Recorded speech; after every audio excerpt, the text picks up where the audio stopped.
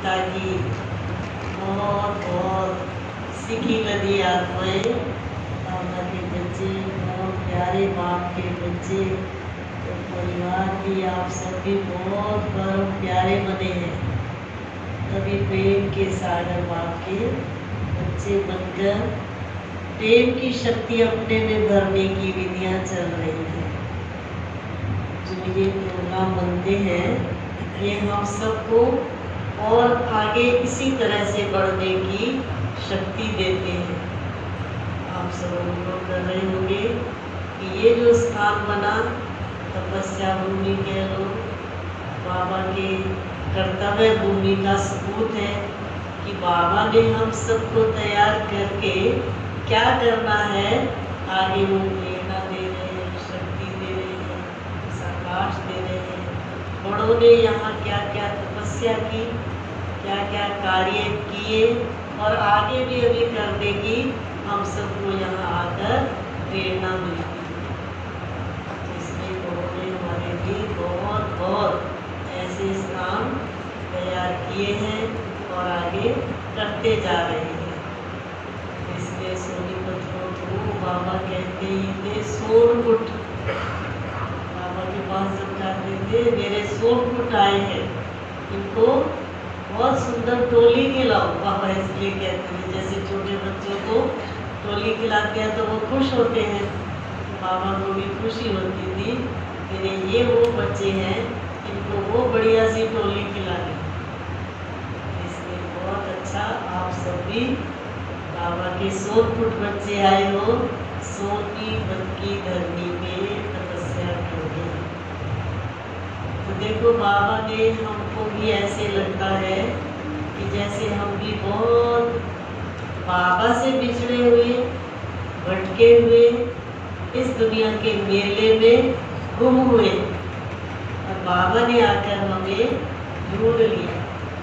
मेरा तो ऐसा ही अनुभव है कि बचपन से ही भगवान को याद करते थे, भगवान श्री कृष्ण को समझते, तो इसलिए बचपन से भक्ति मार्ग के संस्कार थे परिवार के अंदर।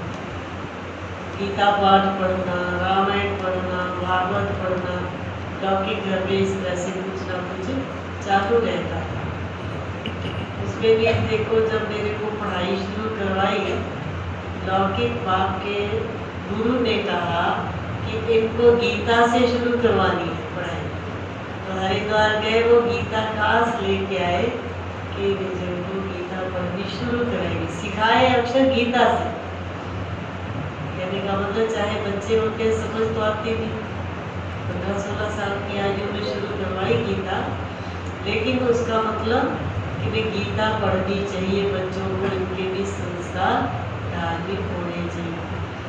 गीता पढ़नी शुरू की, समझ जाए कुछ नहीं आता, लेकिन धीरे धीरे माँ बाप ने कहा रोज पढ़ के सुनाओ, सुबह के टाइम गीता पढ़ के सुनानी, फिर हमें और सब कार्य शुरू करना, अपना खाना पीना जो भी अपना।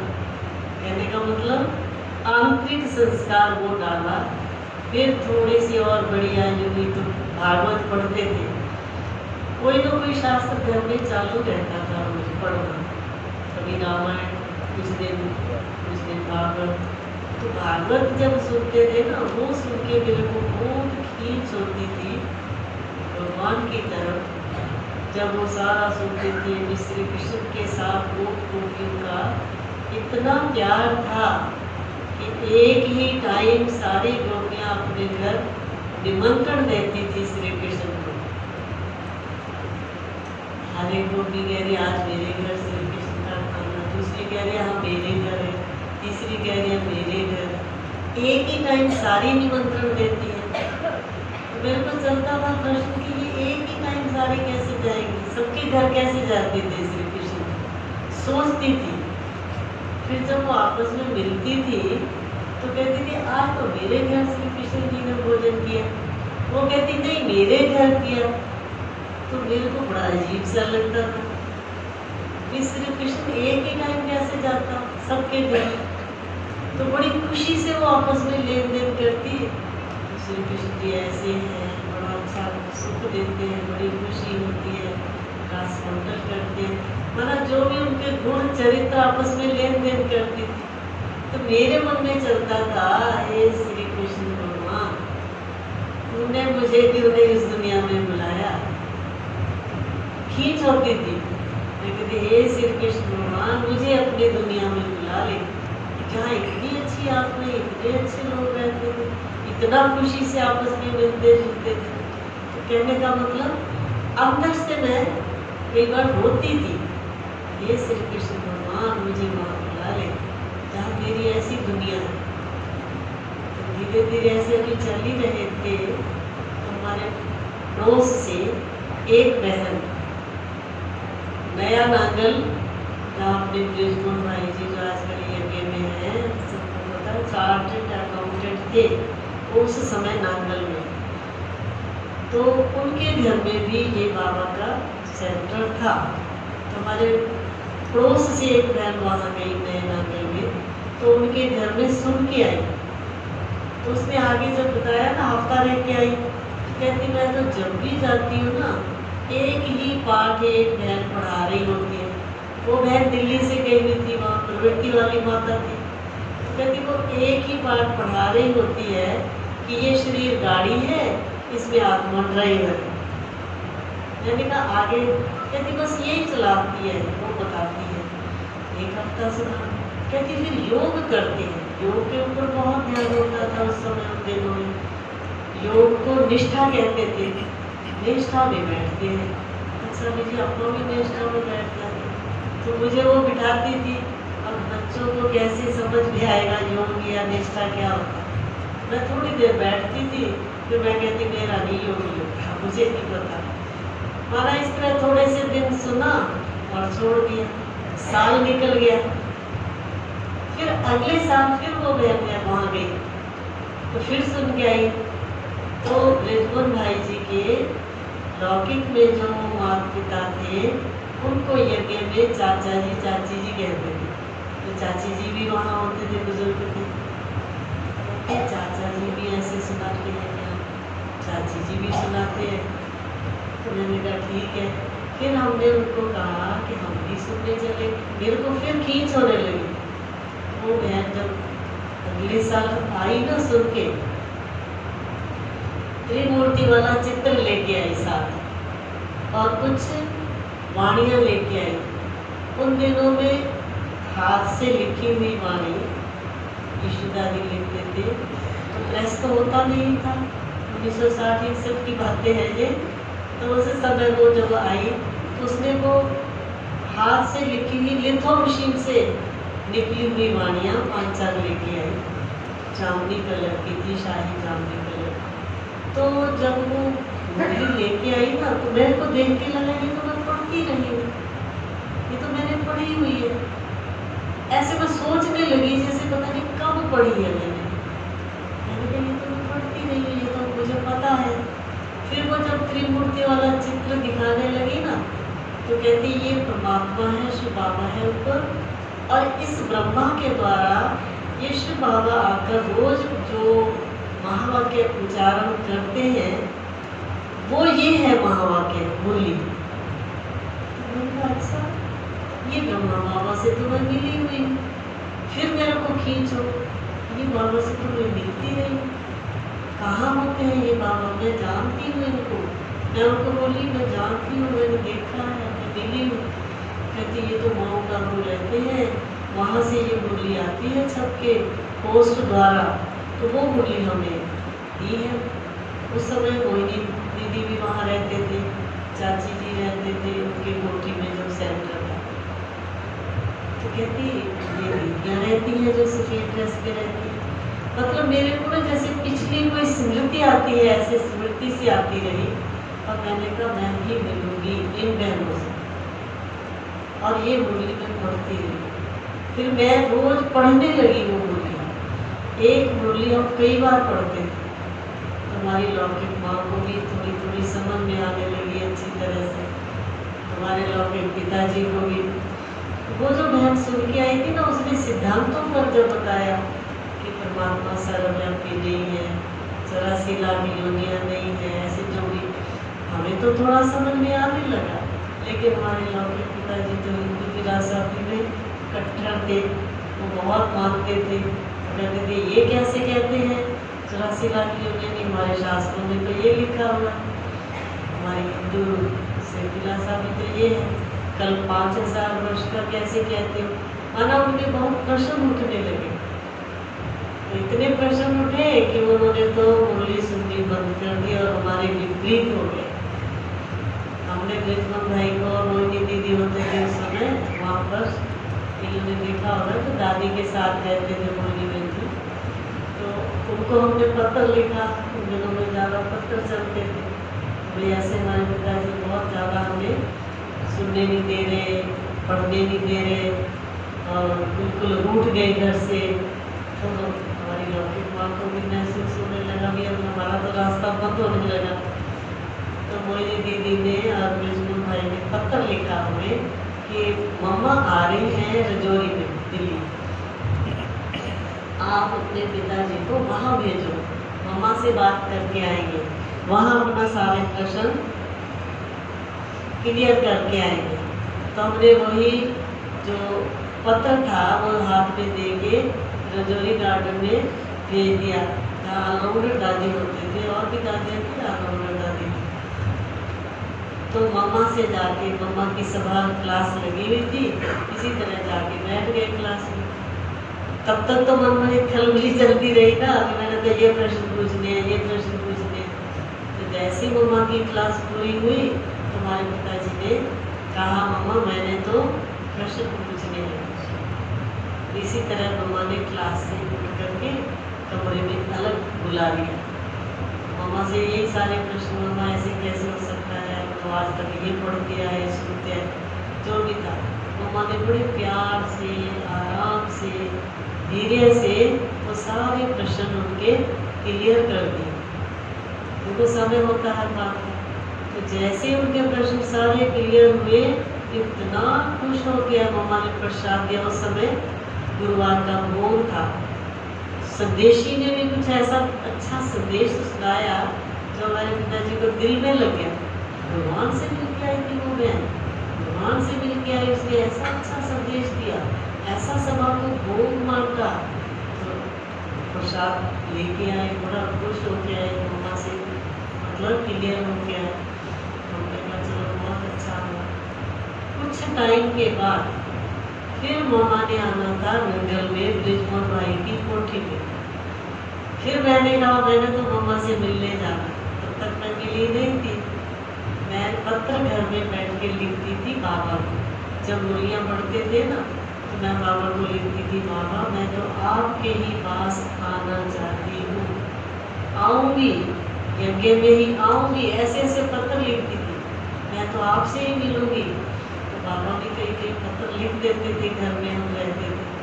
फिर जब पता चला मम्मा आ रही है दंगल पे, तो मैंने पिताजी को कहा मैं तो जरूर जाना मम्मा से। हमारी माँ भी कहने लगी चलो ठीक है कोई। फिर हमारे पिताजी हमें दंगल में मम्मा के आने से कुछ दिन पहले ब्रिजमोहन भाई की कोठी में छोड़ गया। वहाँ क्लास चलती थी, कुछ आत्माएं आती थी, क्योंकि ऑफिसर लोग होते हैं और बंगले होते हैं इनके, तो कोई आत्माएं आती थी। तो इनकी ही तरह का जो पोस्ट वाला भाई था, वो एक युगल था, वो आते थे। तो हमने देखा गुरुवार के दिन जो भोग लगता था, सुबह सारे नहा धो के बैठ जाते थे, 12 बजे तक योग चलता था और ऑफिस से छुट्टी लेके आके बैठते थे भोग के दिन, जो भी सर्विस करने वाले होते थे। 12 बजे भोग लगता था, 12 बजे तक सारे खाली पेट बैठे रहते, चाय भोग खाना पीना कुछ नहीं, नाश्ता आदि करते थे हम लोग। बाबा को भोग लगेगा, कहते फिर जाएंगे सब अपना खाना पीना फिर खाएंगे। इतना अच्छी भावना होती थी, इतना योग का चार्ट अच्छा होता था ना। बहन भाई छुट्टी लेके बैठते थे ऑफिस आदि से या दुकान आते थे तो भी, तो बहुत अच्छा सिस्टम था। मैं 20 दिन रही थी उस समय। कुछ दिन के बाद मम्मा ने आना था, तो भी बहुत अच्छी तैयारी, बहुत अच्छा योग रहा था। जैसी मम्मा आई तो मम्मा की दृष्टि पड़ते ही बहुत पावरफुल शक्ति मिली। आई मम्मा जैसे सारी सभा बैठी, हम आगे बैठी कन्याओं को आगे बिठाते थे, तो मम्मा से दृष्टि पाते ही मैं तो मम्मा की गोद में चली। बहुत अच्छी भावना से, प्यार से शक्ति मिली कि जैसे मैं बहुत बिछड़ी हुई आत्मा माँ से मिल रही हूँ। ऐसी अनुभूति हुई कि ये मम्मा मुझे बहुत सालों से बिछड़ी हुई माँ मिल रही है। और फिर मैंने मम्मा से कहा, मम्मा मैं तो आपके ही साथ चलूंगी। जैसे बाबा को लिखती थी ऐसे मम्मा को बोला। और उन दिनों में लुधियाना सेंटर नहीं था। सेंटर खोलने के लिए हमारे लौकिक माँ बाप भी प्रयत्न कर रहे थे। तो मोहिनी बहन जी को, ब्रिजमोहन भाई जी को वहाँ लुधियाना बुलाया और 1 महीने के लिए 1-2 कमरे का मकान लिया था और वहाँ बैठ के सेंटर के लिए मकान ढूंढ रहे थे हम लोग, हमारे लौकिक माँ बाप। तो मोहिनी बहन जी को बुला के कहा कि मकान देखो, 2-4 मकान दिखाए, पर उनको नहीं जचे अभी सेंटर के ख्याल से। हमने कहा चलो फिर ब्रिजमोहन भाई हमारे गांव भी गए, अभी भी याद करते हैं, जब बात करते हैं मिलते हैं ना, कहेंगे मैं आपके गांव भी गया था, इस बार भी हम गए, तो भी कहते हैं मुझे याद है आपका। फिर इतने अच्छे लोग, भावना वाले होते। लुधियाना के पास ही हमारा गाँव है।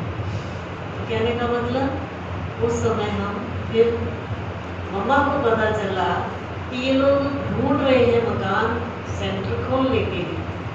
तो मम्मा को जब मैंने कहा ना मैं तो आपके साथ ही चलूंगी, मम्मा ने कहा नहीं, लोग तो सारे पहले ही कह रहे हैं कि ब्रह्मा कुमारियां तो भगा के ले जाती हैं, आती हैं तो भगा के ले जाती है लड़कियों को।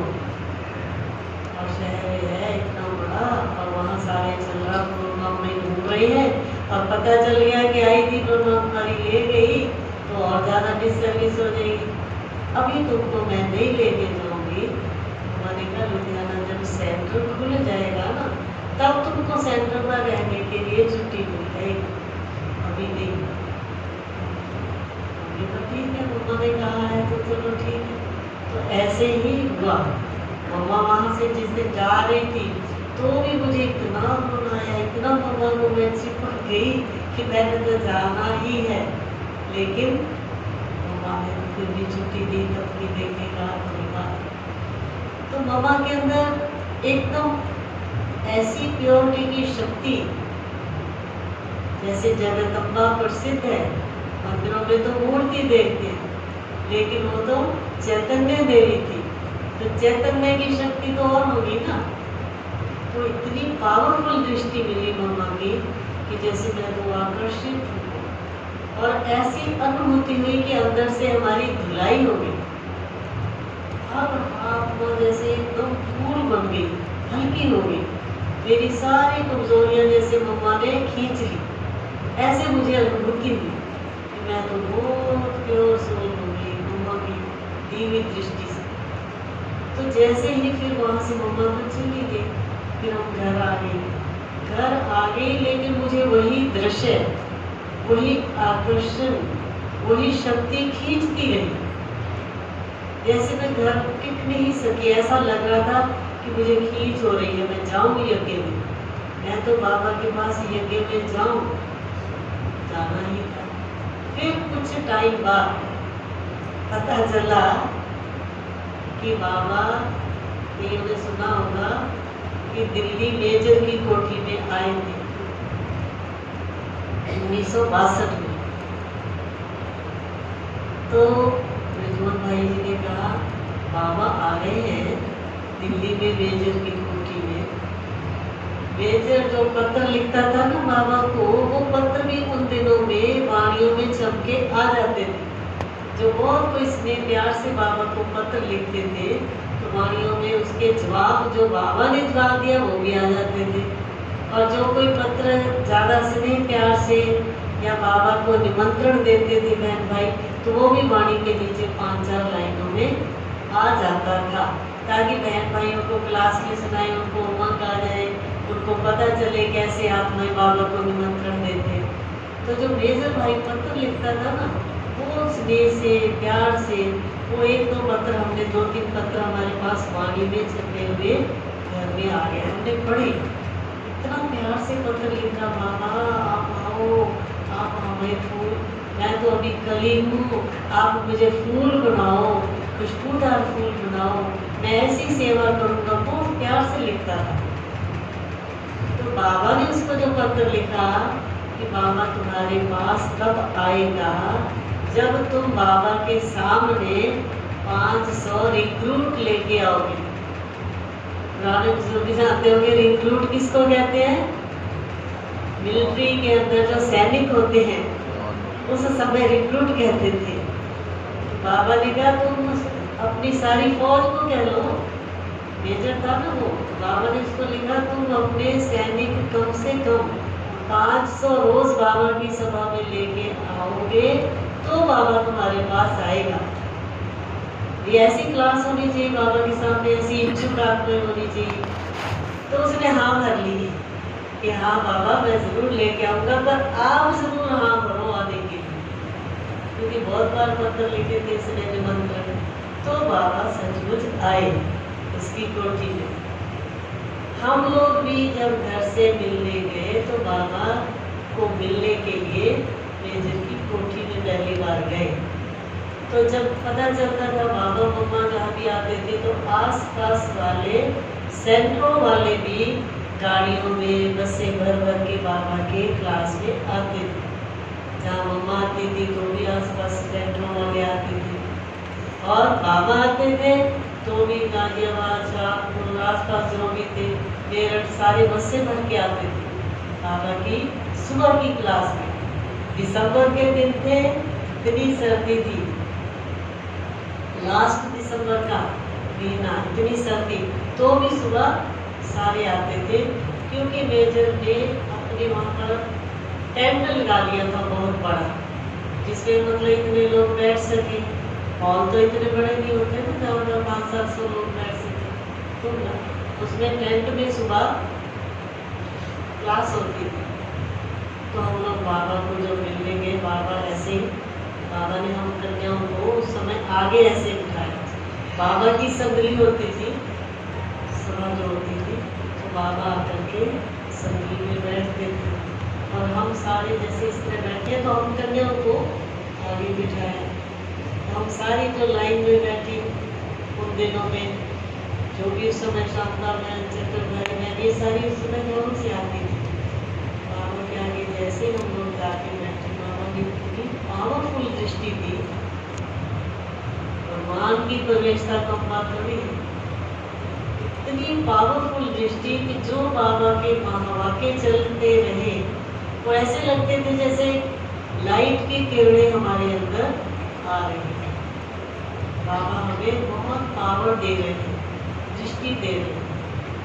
तो हम थोड़ी देर जैसे बोली चली बाबा की सुनी, सुनने के बाद फिर हमें बाबा के पास कमरे में ले गई मोहिनी दीदी, और बड़ी मनमोहिनी दीदी भी उन दिनों में साथ थी, ऐसे थे। तो हम बाबा से हमें मिलाया। तो जैसे कमरे में जाती थी पार्टी, कभी कोई पार्टी, कभी कोई पार्टी को मिलाते थे। क्लास के बाद आधा पौना घंटा बाबा से मिलते थे, पर्सनल पार्टियाँ मिलती थी। तो हमें जब मिलाया मोहिनी बहन जी ने, तो कहा बाबा ये लुधियाना से आए हैं, ये आपसे मिलने आए हैं, ऐसे कहा। तो बाबा ने दृष्टि ऐसी पावरफुल दी कि मैं तो बाबा की नहीं सकती। प्रैक्टिकल कह लो, बाबा के गोद लिए बच्चे हैं हम। कहते हैं ना कोई, मैंने तो गोद लिया बेटा है, भतीजा, भांजा, बेटी, मैं तो सबको कहती हूँ तो भगवान के गोद लिए बच्चे हैं, क्योंकि डायरेक्ट भगवान ने अपना लिया। आधा कल तो हम सबने ढूंढा भगवान को, लेकिन भगवान ने हमें ढूंढ लिया, ये अनुभव हमारा रहा। तो जैसे हम बाबा से मिले, मैं तो आधा घंटा बाबा की ढूंढ ली, इतना स्नेह प्यार बाबा ने किया। जैसे बहुत वर्षों से बिछड़ी हुई आत्मा बाबा से मिली।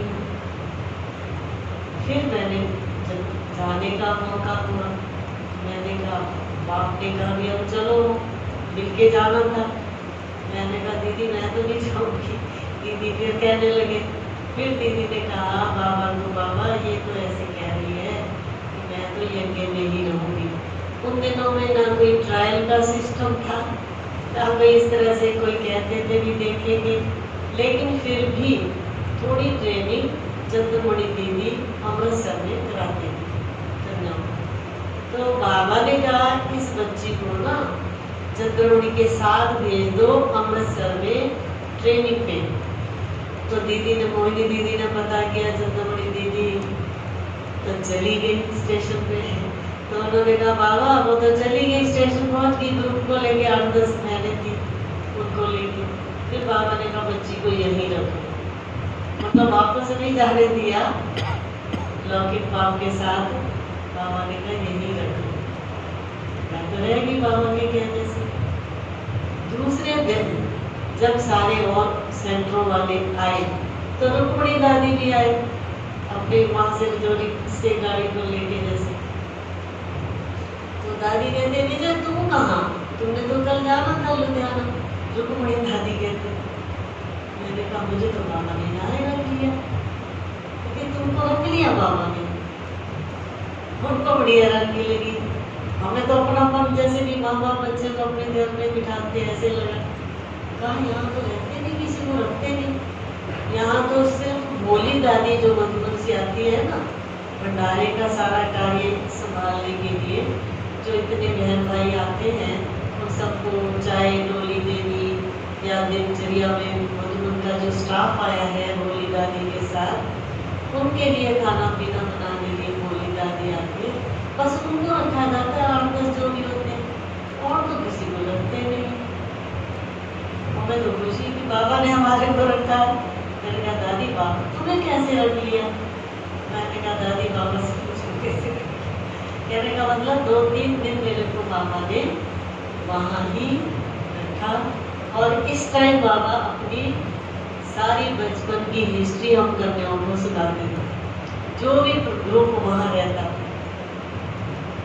बाबा कैसे बचपन में रहे, फिर कैसे बड़े हुए, टीचर का बेटा था, टीचर से भी कैसे शरारत से उसके साथ भी धोखे कर लेते थे। कितनी बातें बाबा ने सुनाई 2-3 दिन के अंदर। और अपने धंधे के विषय में भी बाबा कैसे देखो ग्राहक को इंतजार करके बैठता था।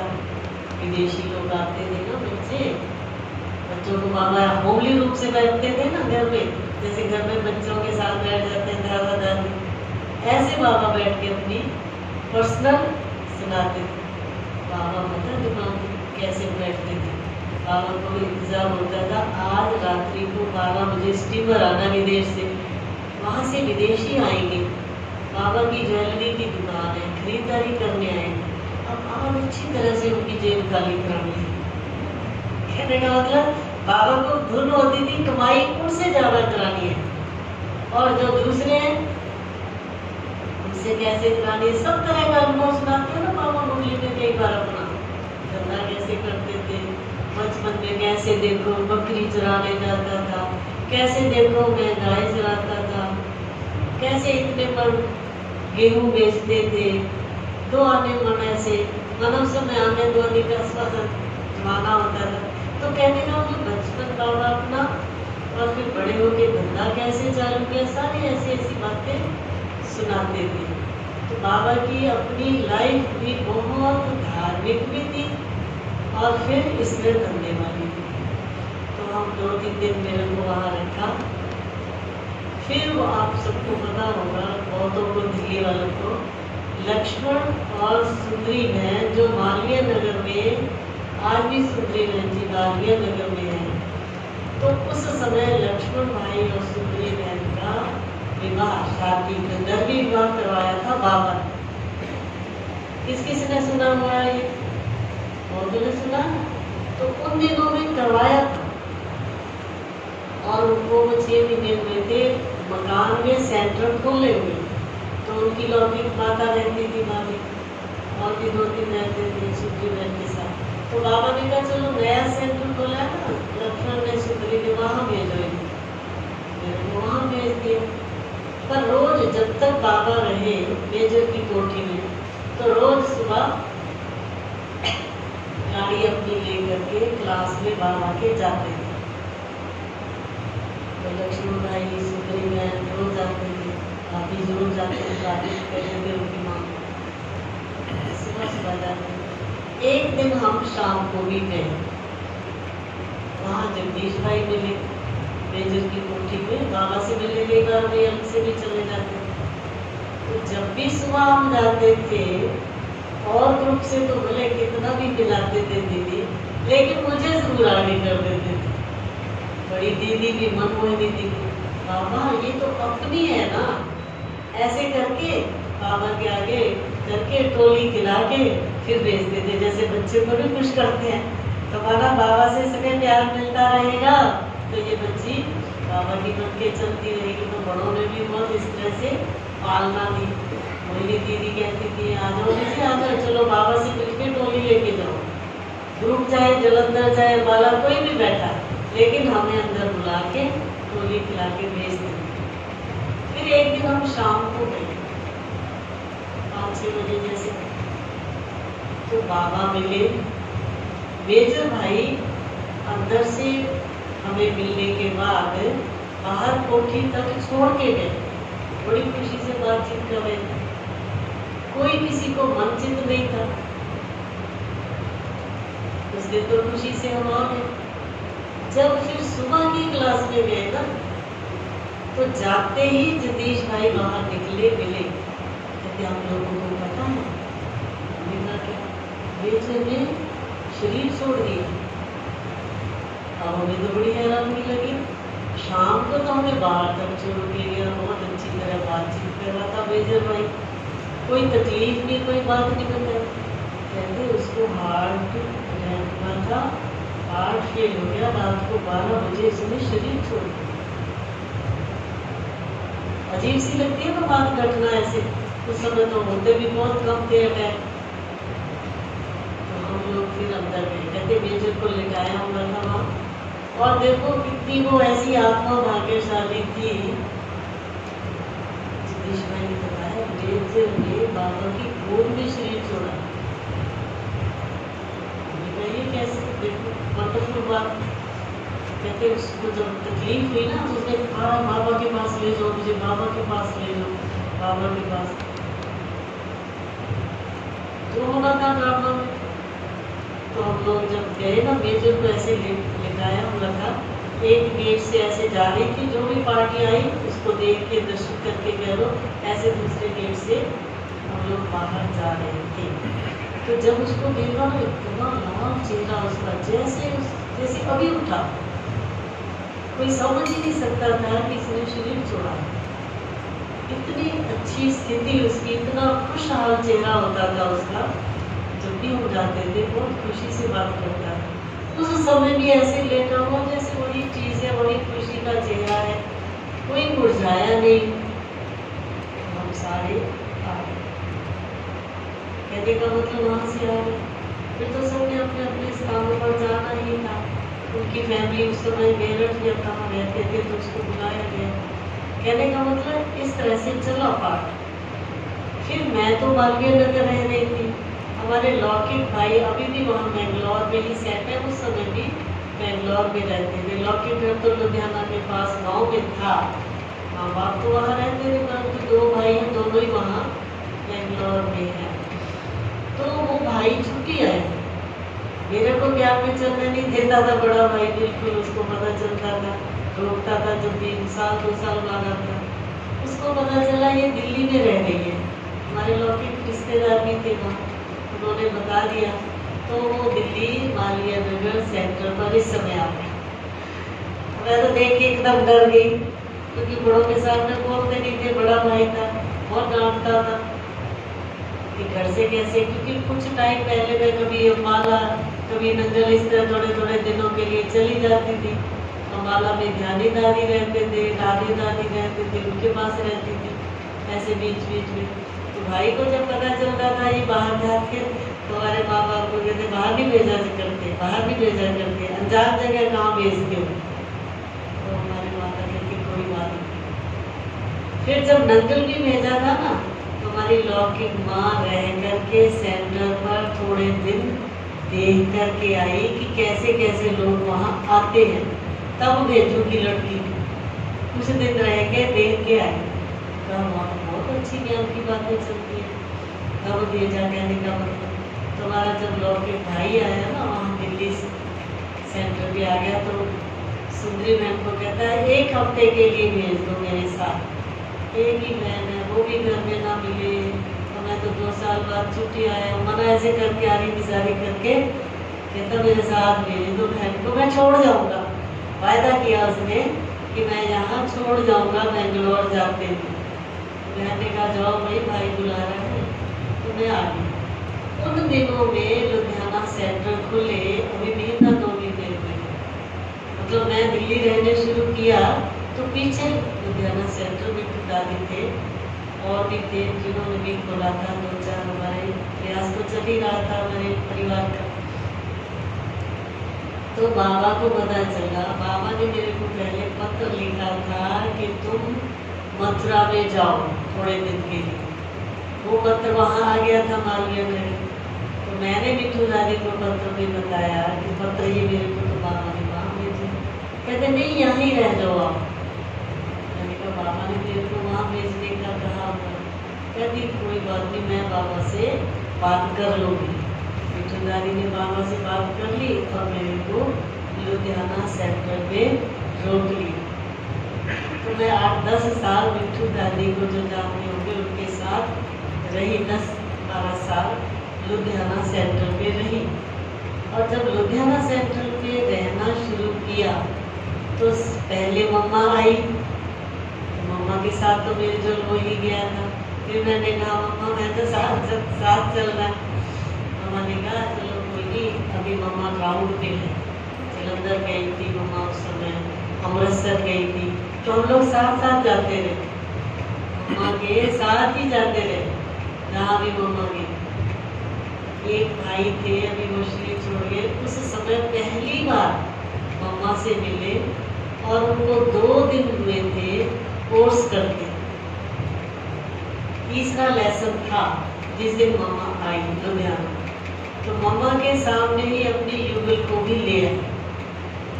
देखो वो समय इतना पावरफुल योग का होता था। तो वो कोर्स करने के बाद जब मम्मा की क्लास के बाद में मम्मा को मिलते थे सारे अलग कमरे में, इसको कहते थे चैम्बर में बैठी है मम्मा। हमारा हम लोग जैसे बाबा को कहते थे चैम्बर में बाबा बैठे हैं, मिलने के लिए पार्टियाँ जाती थी। तो वो भाई जो अपनी युगल को ले आया, हमने खुद पहली बार देखा था और मम्मा के सामने पहली बार ले आया। वो बहन भी मम्मा से दृष्टि लेते लेते मम्मा की गोद में चली। इतनी मम्मा में प्योरिटी की आकर्षण, जबकि मम्मा तो आप सोचो इतनी प्योर आत्मा कि कोई टच भी न करे भिखारी लोग को, और वो आत्मा इतनी खींच गई, मम्मा उसको कितनी देर धमकी देती रही। और उसका नाम पूछा तो उसका नाम था केवल रानी। मम्मा ने ठप्पा लगा दिया कि ये केवल ही केवल रानी रहेगी। बड़ा अच्छी तरह से अंडरलाइन करवा दिया, ये केवल केवल रानी है। माना आज से ये केवल बन गई बाबा की बच्ची।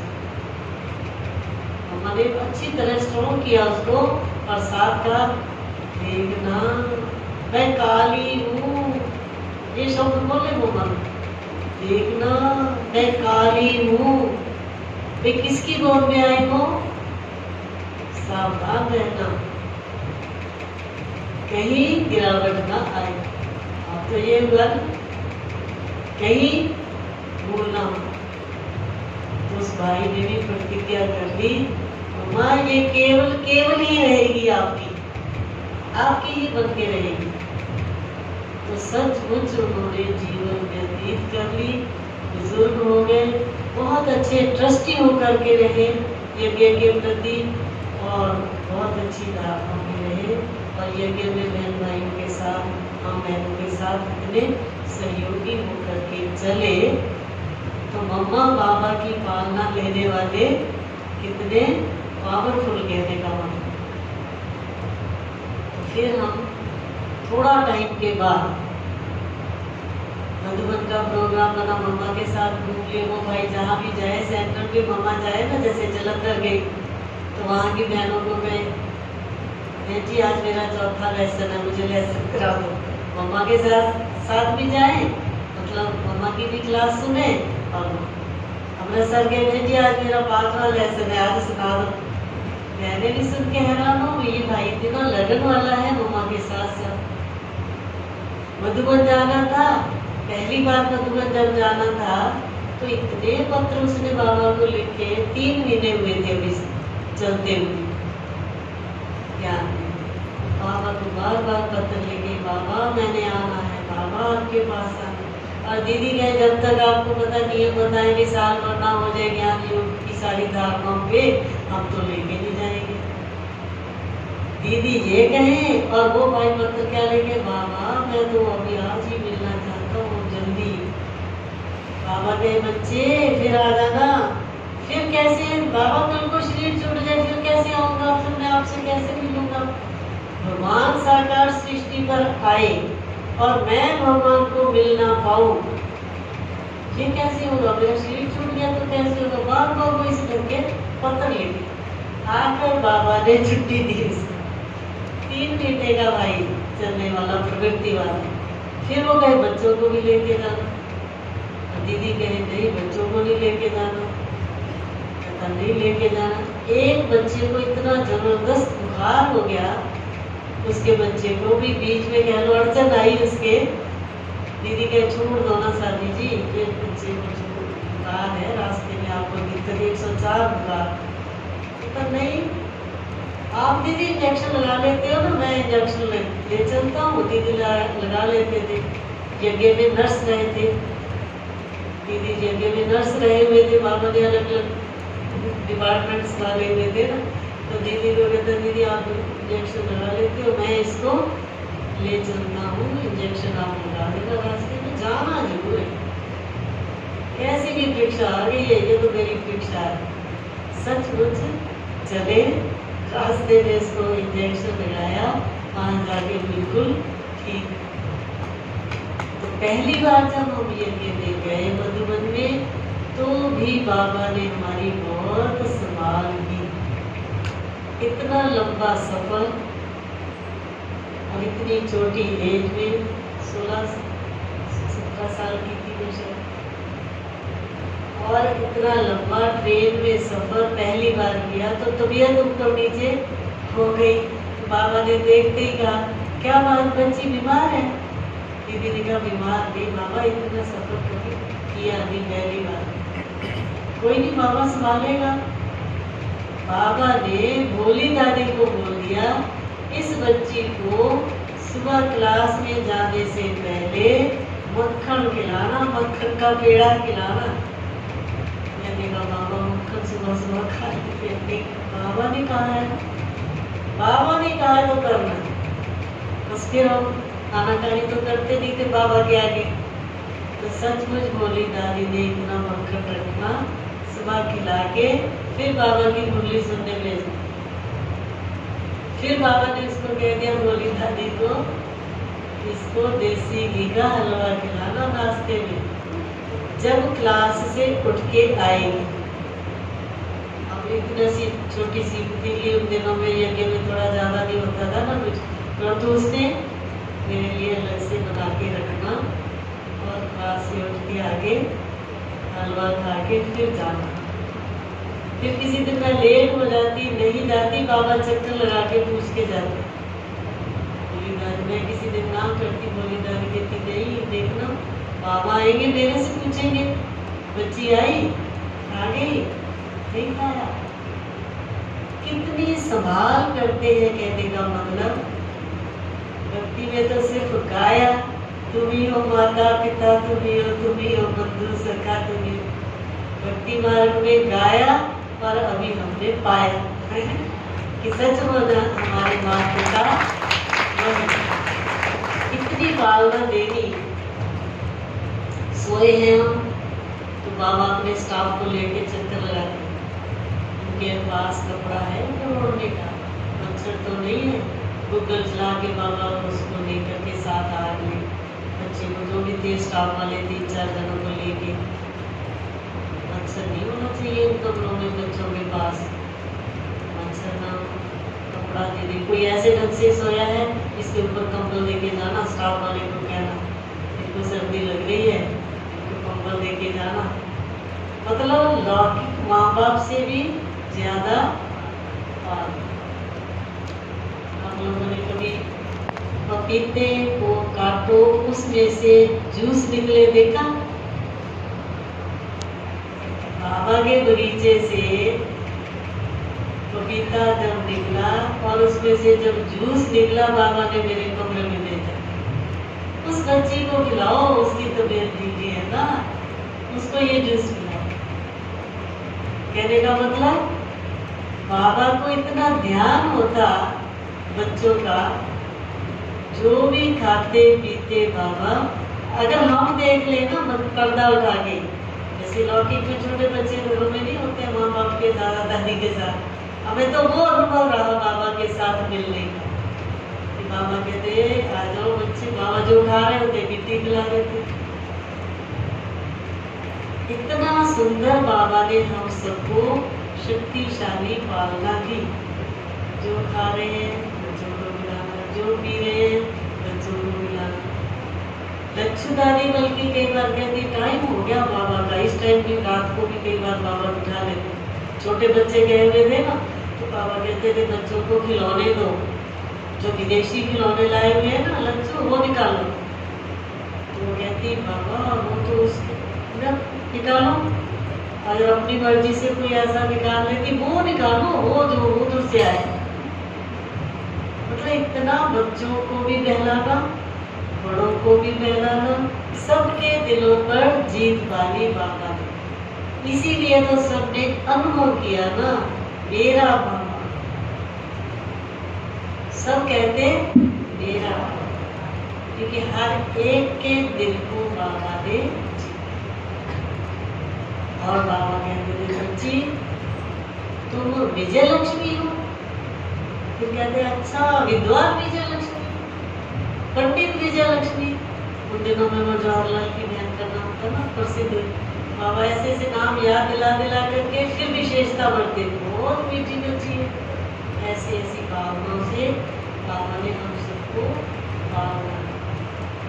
उन दिनों में दिलवाड़ा मंदिर भेजते थे पैदल, देखो आज कितनी गाड़ियां लेके जाते, पार्टियां जाती थी पैदल। बाबा इतनी इतनी टोलियां बांध देते, छाते दे देते, साथ में बारिश आ जाए बच्चे परेशान हो। इस तरह से बाबा ने कितनी पालना।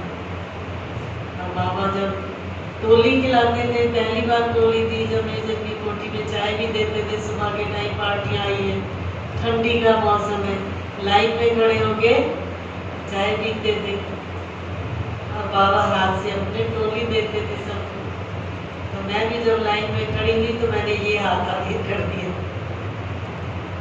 ये हाथ नहीं राइट नहीं है ना, तो बाबा ने बोला कुछ नहीं, बाबा ऐसे ऐसे करने लगे टोली।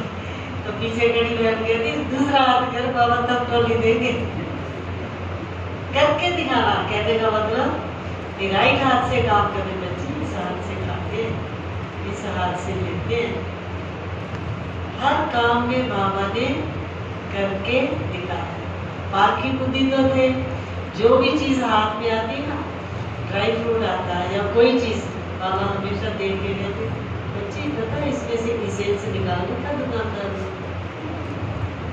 काजू बादाम कोई भी चीज ऐसी, ये देखो ये ऐसे इसेंस निकला हुआ है, खुद बता देते देख के। पारखी बुद्धि और जैसे पूरी जन्म पत्री रीड करते हैं ऐसी दृष्टि देते थे बाबा।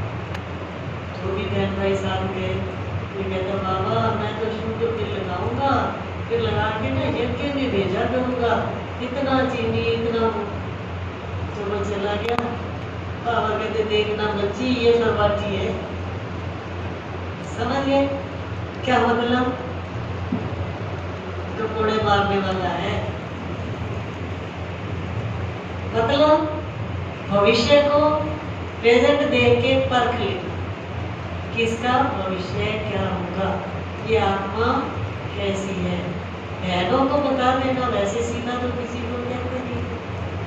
तो हर एक आत्मा के लिए बाबा के पास जन्म पत्री रहती है, इसलिए बाबा ने बहुत तरह से हम सबको आगे बढ़ाया। जब भी जाते थे 10-15 दिन जरूर रहते थे और बाबा कहते थे हाँ रख लो बच्ची। जब लौटते थे तो सबने सुना ही है, लौटते थे तो बाबा कैसे रुमाल से सियाम करके बाहर आते, पढ़ के पेट के नीचे तब तक खड़े रहते थे जब तक बच्चे दिखाई देने ना मोड़ा था उन्होंने पिछले साइड से चलते थे, तो कम सुन की टोली देते थे और मानते थे घर का सिद्धार्थ जा रहा है। ऐसे ऐसे जब गीत लग जाते थे तो आप सोचो कि यूँ ऐसे लगता था ना जैसे लड़की पियर घर से जाती थी पहले जमाने में, तो देखो कितना फील करती थी। ऐसे ही हमें भी वहाँ पर भाई बहन जब जाते थे ना हम लोग बसों में बैठ के, कोई यज्ञ वाले भाई पूछ लेते थे बहन जी आप जा रहे हो, आज जा रहे हो, एक दो तो कोई मैंने अगर कहती थी हाँ भाई जी जा रहे हैं, लगता तो नहीं आप जा रहे हो। क्यों? जब तक अश्रुधारा बहती थी तब तक लगता ही नहीं कि हम जा रहे हैं। अश्रुधारा जरूर दिखनी चाहिए। कहने का मतलब अंदर से ऐसा फील होता था कि सचमुच हम अपना असली घर छोड़ के जा रहे हैं, फिर आएंगे, ऐसे खींच होती थी फिर जल्दी आएंगे। इसलिए बाबा कहते थे रोसू कम सुनती तो। मामा ने भी जब शरीर छोड़ा तब भी हम वहाँ मधुबन में थे, 2 दिन पहले ही हम आए।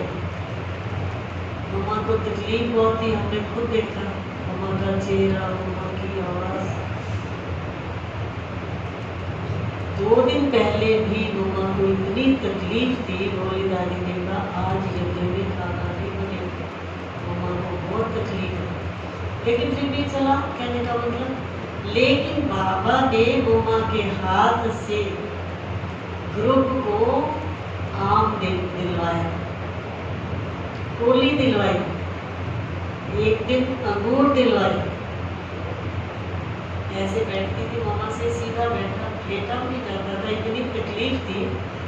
पीछे तकिए लगाए हुए 3-4, हमारा ग्रुप ऐसे आया, मम्मा के हाथ से हमारी टोली बनाई। 2 दिन सिर्फ पहले हम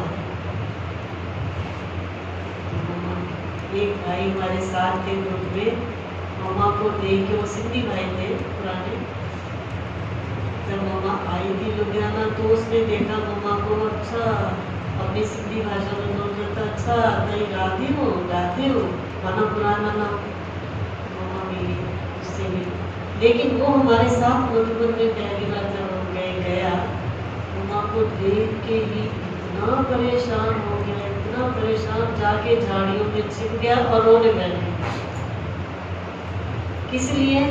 कि मम्मा को इतनी तकलीफ है आज, मम्मा को बाबा कलकत्ता क्यों नहीं ले जाते, बॉम्बे क्यों नहीं ले जाते मना इलाज के लिए, जबकि इलाज तो चल ही रहा था कलकत्ता या बॉम्बे का भी, लेकिन उस बेचारे को अंदर इतनी फील हो कि मम्मा आज बहुत तकलीफ में है, उनका इलाज होना चाहिए। दिन भर वो भाई नहीं मिला, कहाँ घूम गया, सारे सोचने लगे कहाँ गया। उसने आगे वैसे भी बॉम्बे जाना था तो कहता मैं मिल के जाऊंगा, तो इतना लगा उसको कि आज मम्मा को इस टाइम जाके उसको ढूंढ के मिला। फिर कहता मम्मा को क्यों नहीं मैं लेके जाता हूँ, मैं लेके जाता हूँ, मतलब उसको इतनी खींच। और उस समय थोड़ी सी ऐसी तबीयत थी, जा नहीं सकते थे लेके। कहने का मतलब कि इस तरह की चांस, इस तरह की घटनाएं बातें आई हैं यज्ञ में सामने और आती हैं, लेकिन मामा कहते ना समय प्रति समय आगे बढ़ते चलो, वहाँ स्टेज पहुँचे। वो भी समय था। हम तो अभी भी पांडव भवन में रहते हैं, तो मैं कहती हूँ हमें तो वही खींच होती है। भले कहीं कितना भी आ जाए, शांति वन बना, ग्लोबल बना, जो भी बना अपने सामने देखते देखते, ओम शांति भवन बना, ज्ञान सरोवर बना।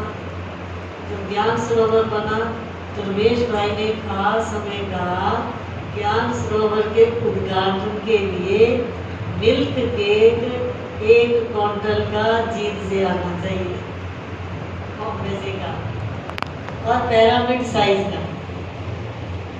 और पिरामिड साइज कहाँ से लाए? पिरामिड का वो चीज ढांचा, सांचा, खास एक भाई को पिरामिड का फोटो देके, कैलेंडर देके सांचा बनाने दिल्ली भेजा। वो सांचा बना के लेके आया, फिर वो क्विंटल दूध का, क्विंटल वजन का, माना दूध तो कितना होगा, उसका साइज का केक बना के ज्ञान सरोवर के उद्घाटन पे से बाबा ने बनवाया। बाबा करवाने वाला कैसे करवाता है, कहने का मतलब कैसे कैसे विधियां युक्तियां बाबा रच के अपनी सेवाओं का कार्य कराते हैं। और आज समय कैसा है, इतना अंतर आ गया कि आज वो मिल्क केक बन ही नहीं पाता, क्योंकि बहुत अंतर आ गया, चीज प्योर नहीं मिल रही। पहले वो मिलता था प्योर, लेकिन आज वो चीज नहीं। तो बाबा के यज्ञ में भी देखते देखते दिन प्रतिदिन बहुत कुछ अंतर आता जा रहा है, क्योंकि बाबा ने कहा सतयुग से चले थे, कलयुग में पहुंचे हैं, और कलयुग का भी सतयुग 100 साल पहले था, ऐसे कह लो। जैसे बुजुर्ग लोग बातें बताते हैं, तो अभी से पहले जो 100 साल पहले चीज या 80 साल पहले होती थी, आज वो नहीं। तो मानो बहुत गिरावट आई ना हर चीज में।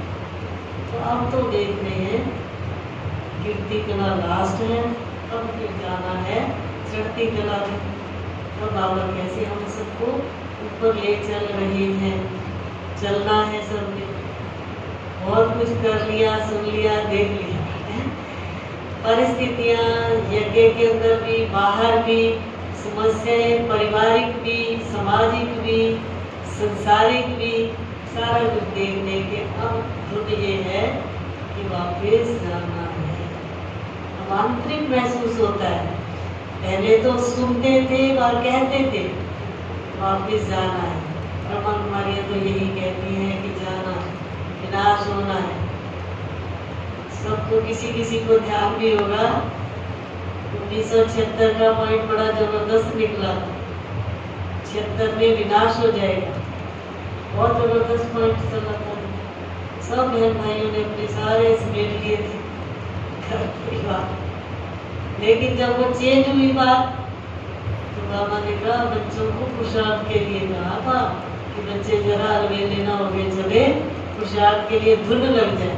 नहीं तो कईयों के सवाल उठे कि बाबा ने कहा था क्यों नहीं हुआ। ऐसी ऐसी कई बातें निकली, लेकिन बाबा उसको कैसे पुरुषार्थ की लाइन पे हम बच्चों को ले जाते हैं। इसलिए हम सब चलते चले। अब हमें रियलाइज हो रहा है ना सबको, दुनिया वालों को भी अब रियलाइज हो रहा है कि भाई समय नजदीक है। पहले तो कहते थे ब्रह्मा कुमारियों से यही बोलते हैं विनाश आएगा, विनाश आएगा, आता तो है ऐसे शब्द बोल लेते, होता तो है। अब दिन रात चल रहा है, वही हालात वही चल रहे हैं, इसलिए अब उनको विचारों को भी धक्का लग रहा है। इसलिए बाबा कह रहे तुम बच्चे फिर उनको जागृति में लाओ। तुम्हारा फर्ज है ये सेवा करना, उनको जागृत करना जो आत्माएं भी सोई हुई है। सुनो ये सेवाएं हम सबने भी करनी है। हम सभी जो आए हैं बहुत अच्छा, ऐसी शक्ति भर के, ऐसी एनर्जी भर के परिवार को भी आगे लाने के लिए सेवा करने का चांस। मैंने तो बाकी घर में मैंने कई बार ऐसी बात बताई, 6 बार मुरली पढ़ते थे। जब घर में मुरली पढ़ते थे तो जो भी कोई लौकिक आता है ना उनको उनके साथ हमारी लौकिक बातचीत ना चले, उसके लिए ये विधि अपनाते थे। हमारी लौकिक माँ कहती थी कोई आके बाहर की बात मत करेगा, इसलिए तो ये रखा तो मुझे मुरली सुनाने बैठ जाएगा। उस समय ज्ञान अमृत को त्रिमूर्ति कहते थे। पहले त्रिमूर्ति कहते तू ना ये त्रिमूर्ति किताब लेके बैठ जाएगा, मेरे को सुनाया कर। जो कोई आता है ना फालतू बात ना करे, मतलब विधि रखते थे। अपने घर में भी अब बाबा ने कहा इतना साहित्य सारा कुछ है सेवा के लिए, सिर्फ अंदर बोल लगन होनी चाहिए। इसलिए चलते चलो, ये सेवाएं करते चलो। ओम शांति। ओम